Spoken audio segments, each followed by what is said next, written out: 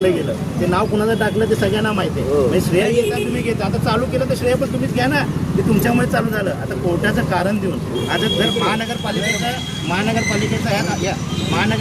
यात आरोप माझा काय माहिती आहे, महानगरपालिकेला माहीत होतं की जसं आपण तुम्ही सगळे इथे सगळे जाणकार आहे, इथे जेव्हा रूम बनते, जेव्हा एखादी रूम तोडायची असते तेव्हा महानगरपालिका डायरेक्ट तोडते, पण एखाद्याची रूम तोडायची नसते तेव्हा त्याला काय करते, नोटीस देते. नोटीस काय देते की बाबा तुझा कोर्टाचा स्टे घेऊन ये.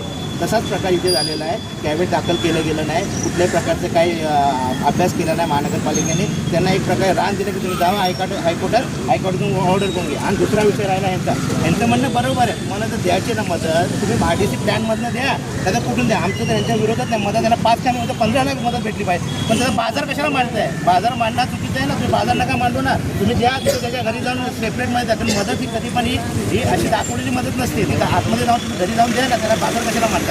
हाच विषय. आणि मी या मुद्द्यावर सचिन असू द्या, प्रशांत सावंत असू द्या किंवा सर्व असू दे, आम्ही त्याच्या पाठीशी आहे, कारण मी पण आंदोलन चालू केलेलं आहे. आणि आता पण घरी कोणी नेतृत्व कोणी करू द्यायची काही फरक नाही पडत. RMC प्लॅनमध्ये. आणि आता महानगरपालिकेने कोर्टात कसं लढावं त्याबद्दल आता कमिशनरला आम्ही विचारणार आहे, जबाब विचारणार. घरातले आलेत, यांना पण काही गोष्टी त्या मुलाच्या आई आहेत या, त्यांच्याकडे घ्या. जो भी लेने का है वो हमको रास्ते पे इधर उधर वो नहीं चाहिए. जैसा मेरा घर पे मेरा लड़का आया था ना, उसको पोस्टमार्टम करके जैसा लाया था ना, वैसा ही मेरे घर तक उसको आना ही है. और वो जो भी देगा वो मेरा घर पे ला के देना पड़ेगा उसको. बरोबर. यांचं म्हणणं असं आहे की 4-14 मध्ये तुम्ही स्टेज बांधून किंवा बाजार करून त्यांना मदतीची अपेक्षा नाहीये तुमच्याकडून, आणि ते तुमच्या खिशातून तर तुम्ही देतच नाहीयेत. जे देत आहेत RTC, जे कोणी प्लांटवाले देत आहेत, त्या प्लांटची जी काय मदत असेल ती मदत यांच्या घरापर्यंत पोहोचवा. आणि यांचं हेच म्हणणं आहे की यांच्या घरापर्यंत द्या. आणि नुसते प्लॅनवाले ना, बाकी प्लॅनवाले मंत्रीने पण स्वतः मदत द्यावी. मंत्री अहो द्यायची असती तर 12 सप्टेंबरपासून आज 30 ऑक्टोबर आले.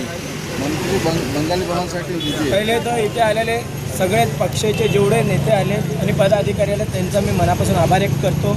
आणि एक दुःखी फॅमिलीसाठी आणि समाजासाठी नाही, इथे रहिवासीसाठी जे आले त्यांचा मनापासून आभार व्यक्त करतो. मी ठाणे जिल्हाध्यक्ष RPI बंजारा आघाडीचा, हे आमच्या समाजाचे लोक आहेत. तर असं नाही कोणी कमजोर आहे. महानगरपालिकाने पिटिशन फाईल का नाही केलं आता?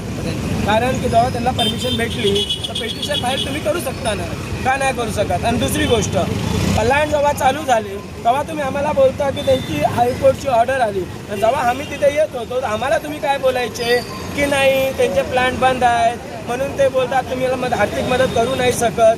तर तुम्ही आम्हाला तेव्हा आर्थिक मदत नाही करू शकत होते तर तुम्ही बोलायचे ना ते हायकोर्टला गेलेत, आम्ही त्यांच्या विरोधमध्ये पिटिशन फाईल केली असते.